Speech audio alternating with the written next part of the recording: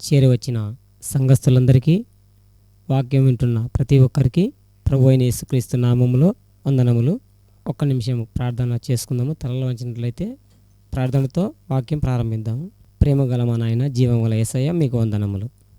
ప్రభువ, గడిచిన కాలంతో కాచి కాపాడి ఈ సమయాన ప్రభువ మీ వాక్యం వినుటకు మీరు మాకు ఇచ్చిన కృపను బట్టి స్తోత్రములైన వింటున్న ప్రతి ఒక్కరికి వాక్యమును విని గ్రహించి నీ వాక్యానుసారంగా మీ చిత్తానుసారంగా జీవించ కృప అనుగ్రహించమని సమస్తము మీ చిత్తానికి అప్పగిస్తూ యేసుక్రీస్తు నామములో అడుగుతున్నాం పరమ తండ్రి, ఆమేన్. ప్రియమైన సంగమా, ప్రియమైన విశ్వాసులారా, ఈరోజు మనము ధ్యానించుకునే అంశము ఏమై ఉన్నది అంటే ప్రేమ. ప్రేమ అనే అంశం గురించి మనము బైబిల్ ద్వారా ఆలోచిద్దాము.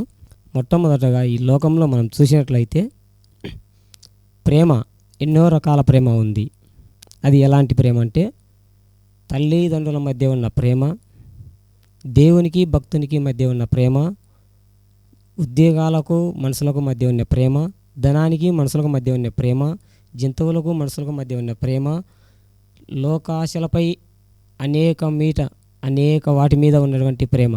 ఈ ప్రేమకు అనేక రకాలుగా ఉంది. కాబట్టి ఈరోజు మనము ధ్యానించుకునే అంశం గురించి బైబిల్ ద్వారా ఎలాంటి ప్రేమ మనకు అవసరమో, లోకంలో ఎలాంటి ప్రేమలో మనం ఉన్నాము ఒక్కసారి ఆలోచించుకుందాం అనేసి ప్రతి ఒక్కరికి ప్రేమపూర్వకంగా తెలియజేస్తున్నాను.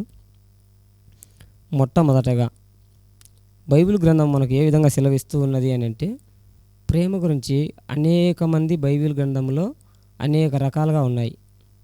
అయితే మనము ఎలా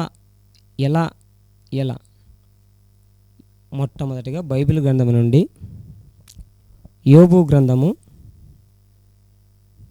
19వ అధ్యాయము 19వ వచనం చూసినట్లయితే, నా ప్రాణ స్నేహితులందరికీ నేను అసహ్యుడనైతిని, నేను ప్రేమించిన వారు నా మీద తిరగబడి ఉన్నారు. గమనించండి, ఓజు దేశమందు గొప్ప ధనవంతుడు, నీతిమంతుడు, న్యాయవంతుడైనటువంటి యోబు గారు సెలవిస్తూ ఉన్నారు, నా ప్రాణ స్నేహితులందరికీ నేను అసహ్యం అయితిని, నేను ప్రేమించిన వారు, నా కుటుంబ సభ్యులు కానీ, నా బంధువులు కానీ, ఎవరైనా కానీ నా మీద తిరగబడి ఉన్నారు. అంటే ఇక్కడ వాళ్లకు ఆయన మీద ఉన్నటువంటి ప్రేమ ఏమీ లేదని గ్రహించగలిగినాడు. కాబట్టి మనకు తెలియజేస్తున్నాడు, ఈ ప్రేమ ఎంతవరకు ప్రేమ, నువ్వు నేను బాగా ఉన్నంతవరకే ఈ మనుషుల మధ్య ఈ ప్రేమ. ఈ ప్రేమ గురించి మనము చూసినట్లయితే ఈ ధనవంతుడైన ఆయన చెప్తున్నప్పుడు మనం ఆలోచన చేసుకోవాలి, ఎంతవరకు నీ స్నేహితులు నీ బంధువులు వస్తారు నీ వెంట. నీ దగ్గర ధనము, బలము, ఘనము, వయస్సు, అందము ఉండేవరకే. కాబట్టి ఈ ప్రేమ సరైనది కాదు అని ఆయన మనకు తెలియజేస్తూ ఉన్నాడు. మరి ఇంకా ఏమి కావాలి అని గమనించినట్లయితే బైబిల్ గ్రంథం నుండి సామెతలు 8వ అధ్యాయము 17వ వచనం చూసినట్లయితే, పాత నిబంధన సామెతల గ్రంథము 8వ అధ్యాయము 17వ వచనం చూసినట్లయితే దేవుడు సెలవిస్తున్నాడు, నన్ను ప్రేమించు వారిని నేను ప్రేమించుచున్నాను, నన్ను జాగ్రత్తగా వెదుకువారు నన్ను కనుగొందురు. దేవుణ్ణి ఎవరైతే ప్రేమిస్తూ ఉన్నారో ఆయన మనల్ని ప్రేమిస్తూ ఉన్నాడు. నన్ను జాగ్రత్తగా వెతుకువారు నన్ను కనుగొందురు. మనుషుల మధ్య ఇలాంటి ప్రేమలు కూడా చాలాగానే ఉన్నాయి. మనము అనేక మందిని, చాలామందినే ఇష్టపడుతూ ప్రేమిస్తూనే ఉంటాము. నన్ను ప్రేమించు వారిని నేను ప్రేమించుచున్నాడని దేవుడు సెలవిస్తూ ఉన్నాడు. అంటే నీవు ఎవరినైతే ప్రేమిస్తూ ఉన్నావో వారు నేను ప్రేమిస్తూ ఉన్నారో లేదో తెలియదు, ప్రేమ ఉన్నట్లు ఉన్నారో ఏమో తెలియదు, కానీ దేవుడు మాత్రము నేను నిన్ను ప్రేమిస్తూ ఉన్నాను అని సెలవిచ్చాడు. నిన్ను ప్రేమించే వారిని నీవు తెలుసుకోవాలంటే దేవుడు సెలవిస్తున్నాడు, నన్ను జాగ్రత్తగా వెతికితే నన్ను కనుగొంటారు అని సెలవిచ్చినప్పుడు నిన్ను నిజముగా ఇష్టపడుతున్న వారు ప్రేమిస్తున్నారు అనే వారిని నువ్వు గ్రహించగలగాలంటే వారిని జాగ్రత్తగా నీవు కూడా గ్రహించాలి. వారు నిన్ను ప్రేమిస్తున్నారా లేదా, కానీ దేవుడు మాత్రం క్లియర్గా మనకు చెప్తూ ఉన్నాడు, నన్ను జాగ్రత్తగా కనుగొంటే, వెతికితే నన్ను కనుగొందురు. దేవుడు నిన్ను ప్రేమిస్తున్నాడా లేదన్న విషయాన్ని ఎప్పుడు తెలుస్తుంది అంటే నువ్వు వెతికితే తెలుస్తుంది. లేకపోతే దేవుడు మనల్ని ప్రేమిస్తున్నాడా లేదా మనకు తెలియదు. లోకంలో కొంతమందికి ఒక మాట ఉంది, సామెతల గ్రంథంలో 3వ అధ్యాయం 12వ వచనంలో ప్రేమ గురించి. తండ్రి తనకు ఇష్టుడైన కుమారుని గద్దించు రీతిగా యెహోవా తాను ప్రేమించు వారిని గద్దించును. మనం ఎవరినైతే ప్రేమిస్తూ ఉంటామో వారిని, మన పిల్లలను కానీ మన పెద్దలను కానీ గద్దిస్తూ అంటే కోపడుతూ ఉంటాం. అయితే వాళ్ళు మనల్ని కోపడుతూ ఉంటారు, నన్ను అంటూ ఉంటారు అని అనుకుంటున్నామే కానీ మనల్ని ప్రేమిస్తున్నారు అన్న విషయాన్ని గ్రహించము కదా. కాబట్టి ఇక్కడ దేవుడు సెలవిస్తూ ఉన్నాడు. ఏం సెలవిస్తున్నాడు అని అంటే క్లియర్గా తెలుస్తూ ఉంది. తండ్రి తన ఇష్టుడైన కుమారుని, 4-5 మంది ఉన్నప్పటికీ కొంతమందిని కొన్ని రకాలుగా చూస్తున్నప్పుడు ఎక్కువ ప్రేమ ఎవరి మీదైతే ఉందో వారిని గమనిస్తూ ఉంటారు. తండ్రి తనకు ఇష్టుడైన కుమారుని గద్దించు రీతిగా యెహోవా తాను ప్రేమించు వారిని గద్దించును. మనకు శ్రమలు కావచ్చు, ఇరుకులు కావచ్చు, ఇబ్బందులు కావచ్చు, ఇంకా ఏమో మనకు అవి వచ్చినప్పుడు మనము వాటికి లోబడిపోతూ ఉంటాం. నాకు శ్రమ వచ్చింది, కష్టపడుతుంది, దేవునికి నా మీద ప్రేమ ఉంటే ఈ విధంగా ఎలా చేస్తుంది అని. కానీ దేవుడు నిన్ను ఒక్కొక్క మాటలు మన మనసు గాయపరుస్తాయి. ఆ సందర్భాల్లో కూడా మనము ఆ గద్దింపును తీసుకున్నప్పుడు మనము ముందుకు పోగలుగుతాం. సామెతల గ్రంథము 17వ అధ్యాయము 9వ వచనంలో చూసినట్లయితే, ప్రేమను వృద్ధి చేయగోరువాడు తప్పిదములు దాచిపెట్టును. మనము ప్రేమిస్తూ ఉంటాము, మన పట్ల అనేక మంది ఎన్నో తప్పులు, పొరపాట్లు, పగలు ఏవేవో చేస్తూ ఉంటారు. కానీ వాళ్ళు ప్రేమ లేని వ్యక్తులు అయి ఉండొచ్చు. నీలో ప్రేమ ఉన్నప్పుడు ఆ వ్యక్తిని, అతని తప్పులు విడిచిపెట్టాలి, దాచిపెట్టాలి, మర్చిపోవాలి అని ఇక్కడ వాక్యం సెలవిస్తుంది. నేనెందుకు అతను నా పట్ల ఆ విధంగా లేడు కదా అన్నప్పుడు నీవు ప్రేమను పంచేవాడివి. దేవుడు ఏమై ఉన్నాడు? దేవుడు ప్రేమై ఉన్నాడు. దేవుడు అంటేనే ప్రేమ. ప్రేమ లేనివాడు నా వాడు కాడు అని దేవుడు సెలవిస్తూ ఉన్నాడు. కాబట్టి నీవు ప్రేమిస్తూ ఉన్నాను, దేవుని యందు భయభక్తులు కలిగి ఉన్నాను, లేదా నేను ప్రేమించే ఒక మంచి వ్యక్తిగా, దేవుని దృష్టికి యథార్థవంతుడిగా ఉండాలనుకున్నప్పుడు నీ పట్ల ఎవరు ఎన్ని చేసినా కూడా నీవు క్షమిస్తూ పొరపాట్లను వదిలేయాలి. పరిశుద్ధ గ్రంథం నుండి 2 విషయాలు చూసుకుందాము. పరిశుద్ధ గ్రంథం నుండి 2 విషయాలు చూసుకుందాము. ప్రేమ ఎలా ఉంది అనే విషయాన్ని. మార్కు సువార్త 10వ అధ్యాయము, మార్కు సువార్త 18వ వచనం నుండి 22వ వచనం వరకు చూస్తాము. యేసు, నన్ను సత్పురుషుడవని ఎలా చెప్పుచున్నావు? దేవుడొక్కడే గాని మరి ఎవడునూ సత్పురుషుడు కాడు. నరహత్య చేయవద్దు, వ్యభిచరించవద్దు, దొంగిలవద్దు, అబద్ధ సాక్ష్యములు పలకవద్దు, మోసపుచ్చవద్దు, నీ తల్లిదండ్రులను సన్మానించుము అను ఆజ్ఞలు నీకు తెలియను గదా అని అతనితో చెప్పాను. అందుకతడు, బోధకుడా, బాల్యము నుండి ఇవన్నీ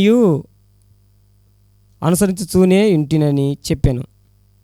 యేసు అతని చూచి అతని ప్రేమించి, నీకు ఒకటి కొదవగా ఉన్నది, నీవు వెళ్ళి నీకు కలిగినవన్నీ అమ్మి బీదలకిమ్ము, పరలోకమందు నీకు ధనము కలుగును, నీవు నన్ను వచ్చి వెంబడించుమని చెప్పాను. అతడు మిగుల ఆస్తి గలవాడు గనుక ఆ మాటకు ముఖము చిన్నబుచ్చుకొని దుఃఖపడుచు వెళ్ళిపోయాను. గమనించారా? యేసుక్రీస్తు ప్రభుల వారి వద్దకు ఒక ఆయన వచ్చాడు. ప్రభువా, నేను పరలోక రాజ్యానికి ఏ విధంగా ఉండాలి, నేను మంచివాడిగా ఏ విధంగా ఉండాలి అని ఆయన దగ్గరికి వచ్చినప్పుడు ఆయన చెప్పాడు, ఇవి ఇవి ఇవి అన్నీ చెయ్యి అని. ఇవన్నీ బాల్యం నుండి నేను చేస్తున్నాను, మరి ఇంకా ఏమన్నా చేయాలన్నా? అప్పుడు చెప్పాడు, సరే నీకు ఒక్కటి కొదవగా ఉంది, ఏమిటి అది? నీ ప్రేమ, నీ ఆశ అంతా ధనం మీద ఉంది. నీకున్న ఆస్తిని అమ్మి నన్ను వెంబడించు చాలు, నీకు పరలోక రాజ్యం కదా అని చెప్పారు. కానీ అప్పుడు అతని ప్రేమ నిజమైన ప్రేమ బయటకు వచ్చింది. దేవుని మీద ప్రేమ కాదు కానీ ధనం మీద ప్రేమ కనపడుతూ ఉంది. ఆ ధనాన్ని విడిచిపెట్టలేక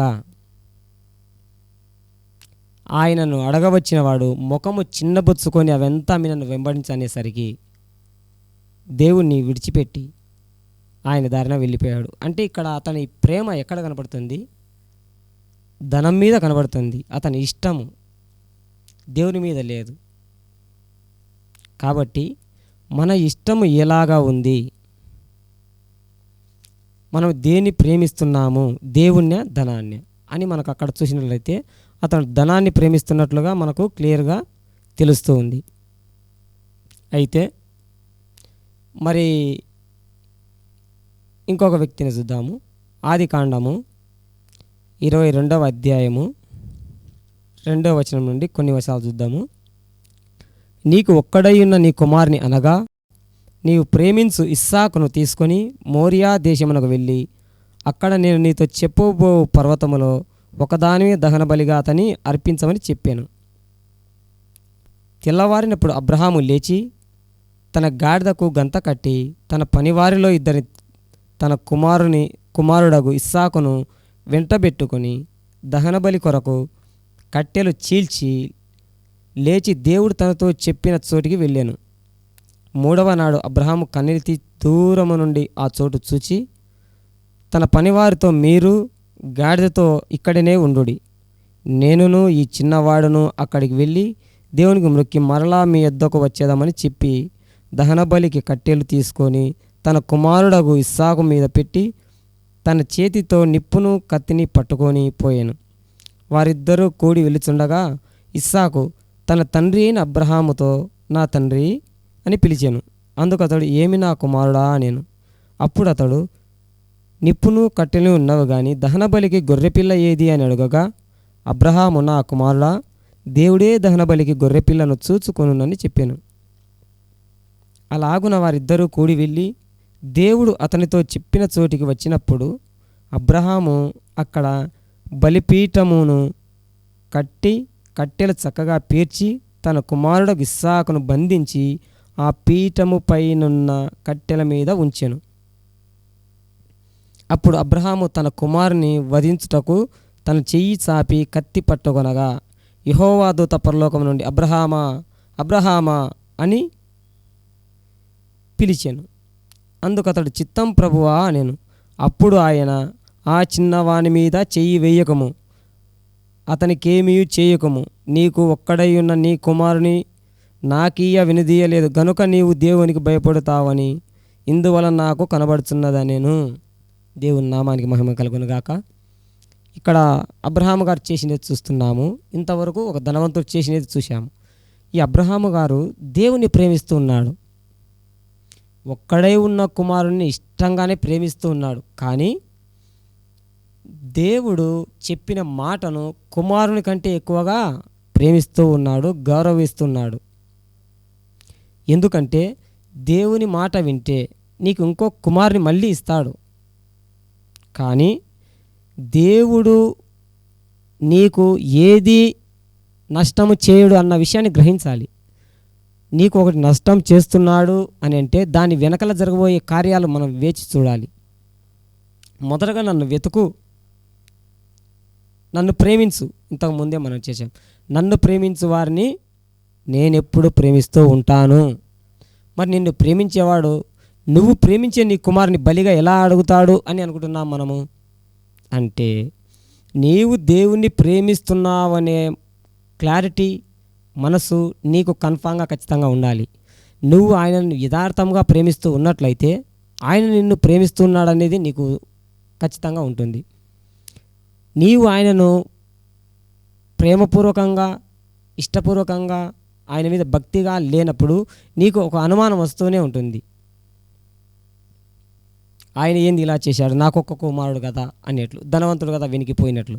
కాబట్టి మనము దేవునిని ప్రేమగా ఇష్టంగా భయంగా భక్తిగా మనం ఆయనను కనుగొనాలి, వెతకాలి.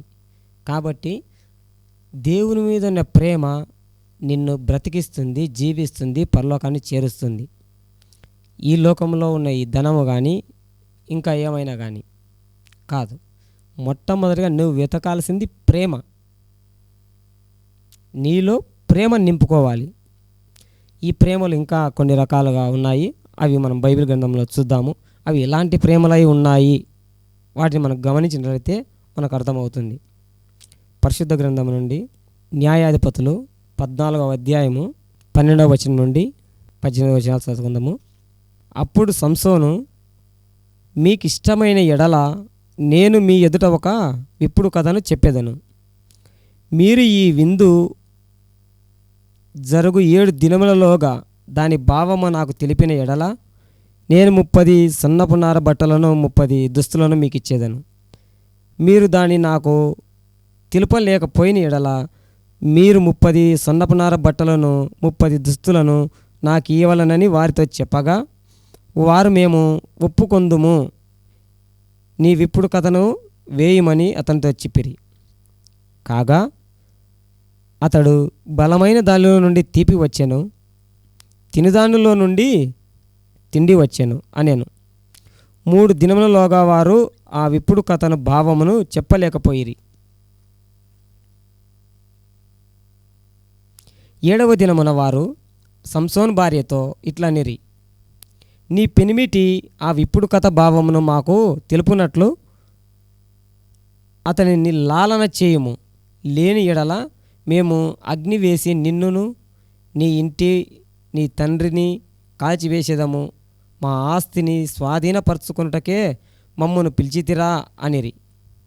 కాబట్టి సంసోను భార్య అతని పాదముల యుద్ధ పడి ఏడ్చుచు, నీవు నన్ను ద్వేషించితివి కానీ ప్రేమింపలేదు.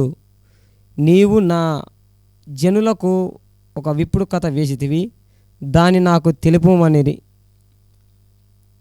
దాన్ని తెలుపలేదు, నాకు తెలుపనైతివి అనగా అతడు, నేను నా తల్లిదండ్రులకైనను దాన్ని తెలుపలేదు, నీకు తెలుపుదునా అనినప్పుడు ఆమె వారి విందు దినములు 7 అతని యుద్ధ ఏడ్చుచూ వచ్చాను.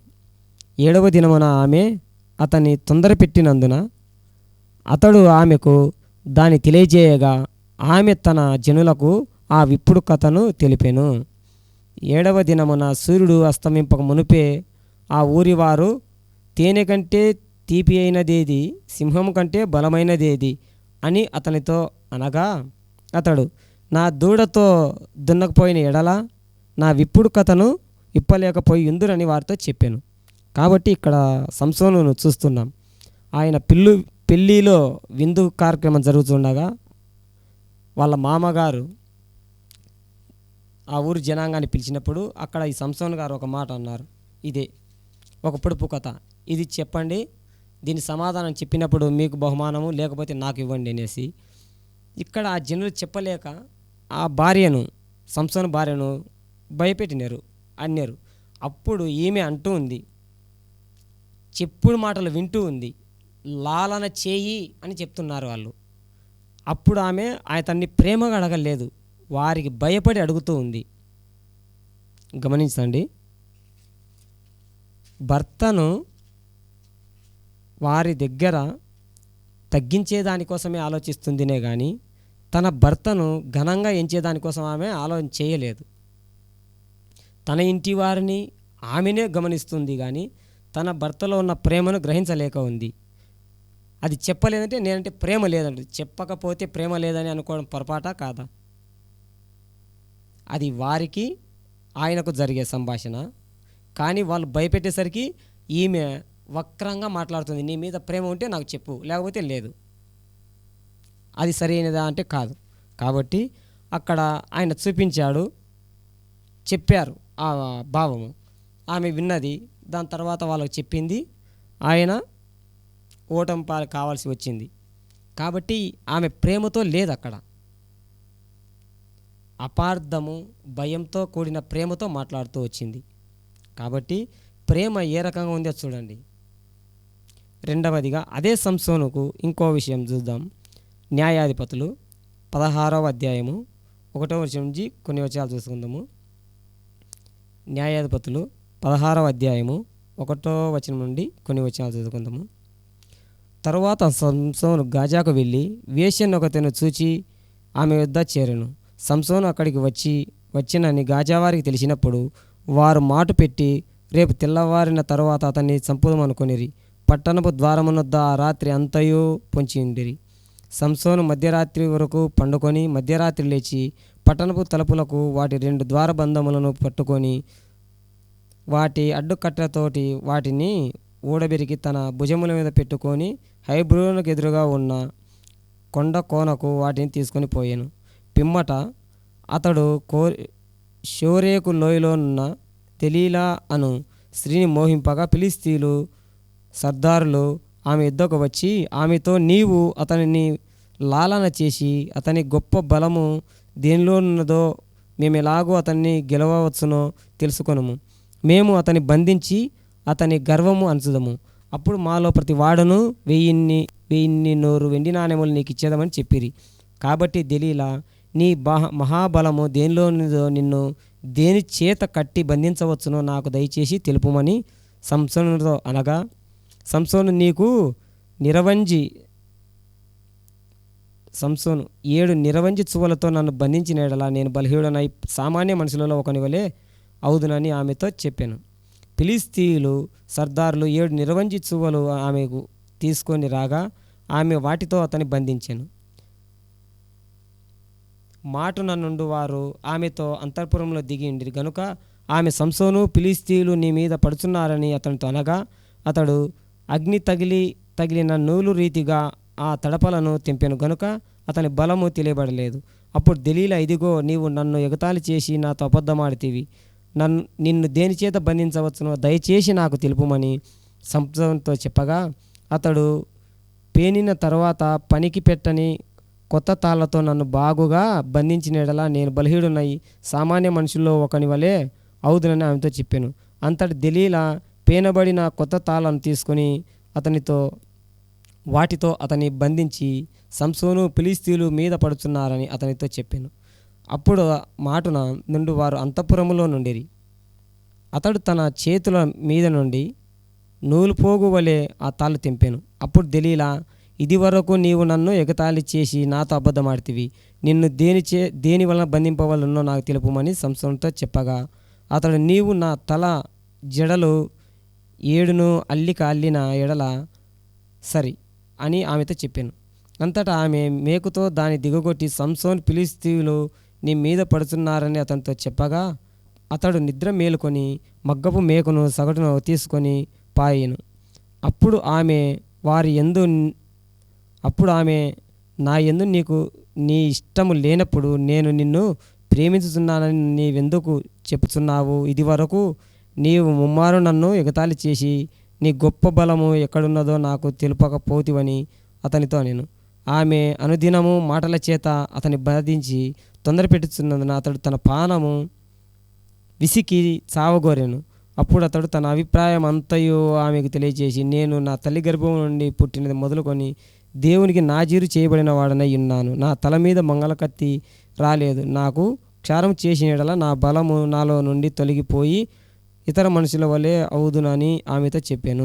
చూశారా ప్రియులారా, ఆమె ప్రేమ ఏం చూస్తున్నది అంటే నటిస్తూ ఉంది. డబ్బుల కోసము ప్రేమ లేకున్నా ప్రేమ ఉన్నట్లు చూపిస్తుంది. ప్రేమించే మనిషి ఇష్టాన్ని ప్రేమించి నువ్వు చనిపోయి నువ్వు ప్రేమించే వ్యక్తిని బ్రతికించాలే కానీ చచ్చేదానికి ఆమె చేస్తూ ఉంది.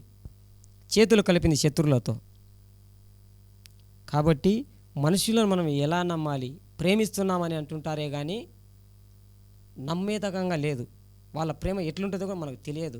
ఆ ప్రేమించే వ్యక్తి ఎలా ఉంటాడు అని అంటే ఈమె లేరు, డబ్బుల కోసం ఉంది.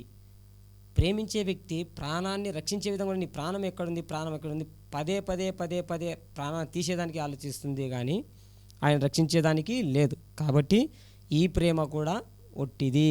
అయితే మరి నిజమైన ప్రేమ ఏముంది అని గమనించితే పరిశుద్ధ గ్రంథం నుండి యోహాను సువార్త 13వ అధ్యాయం చూస్తే, యోహాను సువార్త 13వ అధ్యాయము గమనించినట్లయితే మొదటి నుంచి కొన్ని వచనాలు చూసుకుందాము. తాను ఈ లోకము నుండి తండ్రి యొద్దకు వెళ్ళవలసి గడియ వచ్చినని యేసు పస్కా పండుగ ముందే ఎరిగినవాడై లోకంలోనున్న తన వారిని ప్రేమించి వారిని అంతము వరకు ప్రేమించెను. వారు భోజనము చేయుచుండగా ఆయనను అప్పగింపవలనని సీమోను కుమారుడు ఇస్కరియోతు యూదా హృదయములో అపవాది ఇంతకు ముందు ఆలోచన పుట్టి ఉండెను గనుక తండ్రి తన చేతికి సమస్తం అప్పగించిననియు తాను దేవుని యొద్ద నుండి బయలుదేరి వచ్చిననియు దేవుని యొద్దకు వెళ్ళవలసి ఉన్నదనియు యేసు ఎరిగి భోజన పంక్తిలో నుండి లేచి తన పై వస్త్రము అవతల పెట్టివేసి ఇక తువాలు తీసుకొని నడుములకు కట్టుకొని అంతటా పల్లెములో నీళ్లు పోసి శిష్యుల పాదములు కడుగుటకు తాను కట్టుకొని ఇన్న తువాలుతో తుడుచుటకు మొదలుపెట్టాను. ఇట్లు చేయిచు ఆయన సీమోను పేతురునొద్దకు వచ్చినప్పుడు అతడు, ప్రభువా, నీవు నా పాదములు కడుగుదువా అని ఆయనతో అనేను. అందుకు యేసు, నేను చేయుచున్నది ఇప్పుడు నీకు తెలియదు కానీ ఇక మీదట తెలుసుకొందువు అని అతనితో చెప్పాను. పేతురు, నీవెన్నడూ నా పాదములు కడగరాదని ఆయనతో అనేను. అందుకు యేసు, నేను నిన్ను కడగని ఎడల నాతో నీకు పాలు లేదనెను. సీమోను పేతురు, ప్రభువా, నా పాదములు మాత్రమే గాక నా చేతులు నా తలను కడుగుము అని ఆయనతో చెప్పాను. యేసు అతని చూచి, స్నానము చేయువాడు పాదములు తప్ప మరి ఏమీ కడుక్కొన అక్కర్లేదు, అతడు కేవలము పవిత్రుడు ఆయను. మీరును పవిత్రులు, కానీ మీలో అందరూ పవిత్రులు కారనెను. తన్ను అప్పగించు వానిని ఎరిగెను గనుక మీలో అందరూ పవిత్రులు కారని ఆయన చెప్పాను. వారి పాదములు కడిగి తన పై వస్త్రము వేసుకొని తరువాత ఆయన మరలా కూర్చుండి, నేను మీకు చేసిన పని మీకు తెలిసినదా? బోధకుడు అనియు ప్రభువు అనియు మీరు నన్ను పిలుచుతున్నారు. నేను బోధకుడును ప్రభువుడను గనుక మీరిట్లు పిలుచుట న్యాయమే. కాబట్టి ప్రభువును బోధకుడునైన నేను మీ పాదములు కడిగిన ఎడల మీరును ఒకని పాదములు ఒకడు కడగవలసినదే. నేను మీకు చేసిన ప్రకారం మీరు చేయవలనని నీకు మాదిరిగా ఇలాగ చేసి తిని.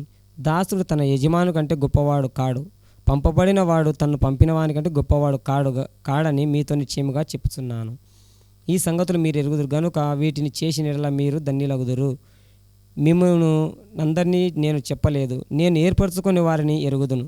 నాతో కూడా భోజనం చేయవాడు నాకు విరోధముగా తన మడమను ఎత్తెను అను లేఖను నెరవేరుటగా ఇలాగూ జరిగినప్పుడు నేనే ఆయనని మీరు నమ్మునట్లు ఇది జరగక మునుపు మీతో చెప్పుచున్నాను. నేను ఎవరిని పంపుదునో వాడిని చేర్చుకునేవాడు నన్ను చేర్చుకొనును, నన్ను చేర్చుకునేవాడు నన్ను పంపినవాడిని చేర్చుకొనుటకు నేను మీతో నిశ్చయముగా చెప్పుచున్నాను వానితో నేను. యేసు ఈ మాటలు పలికిన తరువాత ఆత్మలో కలవరపడి, మీలో ఒకడు నన్ను అప్పగించునని మీతో నిశ్చయముగా చెప్పుచున్నానని రూఢిగా చెప్పాను.